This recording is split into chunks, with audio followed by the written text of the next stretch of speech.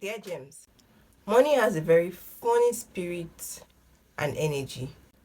If you cannot live within your means comfortably, you cannot afford that item you desire.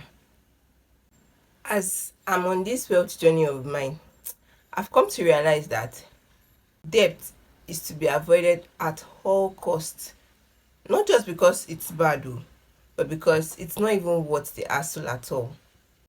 And to anyone saying they will loan you money or borrow you money, my dear, no debt is free. Oh. You have to service the debt either by paying interest on it or by doing one favor or the other.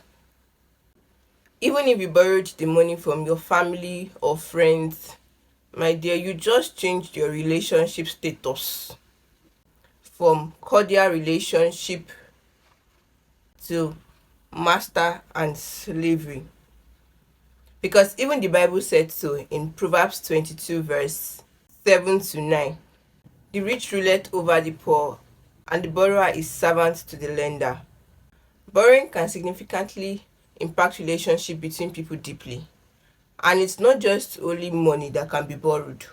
Things like books from your colleagues or from the library, clothes from friends for special occasions or events, either tools or machineries, electronics such as bike or camera, vehicles and household items.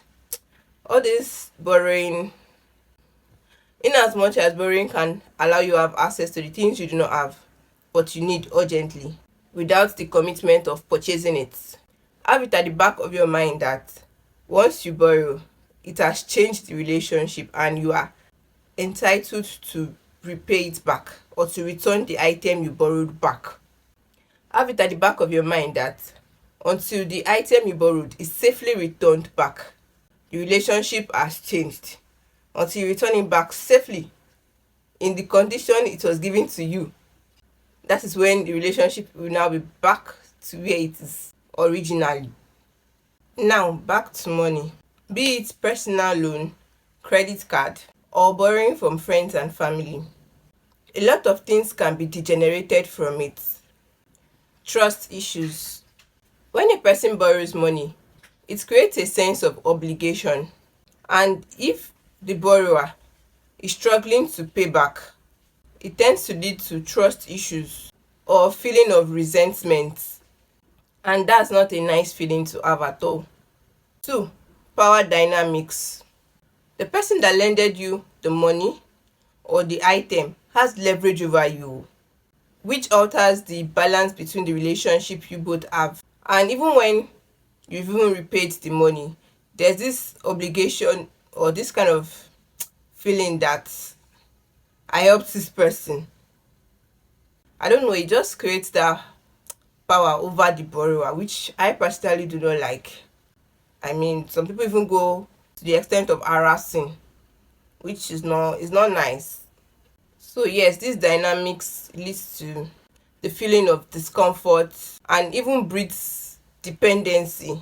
Like now for credit cards, some people cannot do without not spending money they don't have by using their credit card for every payment, especially if you are abroad, outside Nigeria or outside Africa. And the funny thing is, it's easy to become reliant on loan or credit cards. Very, very easy. Expectation and pressure. Borrowing from mostly friends and family. This happens a lot. That there's always this expectation that they would come through for future financial support or aid. And it leads or it creates this kind of pressure on both parties, both from the family and the borrower, and just degenerates into serious misunderstanding and just all those drama. It's not nice, oh, I won't even lie. For example, let's say you borrowed from either the parents and there is a family dinner or family gathering.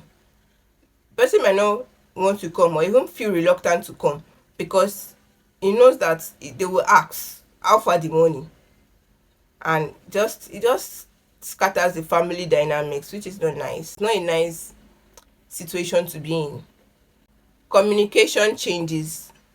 A lot of times, change in communication from tone to character to behavior, once money has entered, there's always changes in the communication. Or if not handled with maturity, it leads to conflict. Yeah, it leads to, let me say, see finish. A lot of times, emotional strain.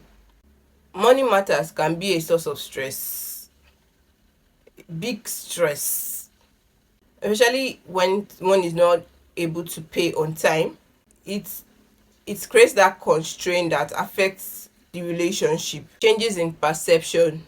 Once a person is not able to pay on time, the person that lended you the money just begins to view you, the person, the borrower, as an irresponsible person.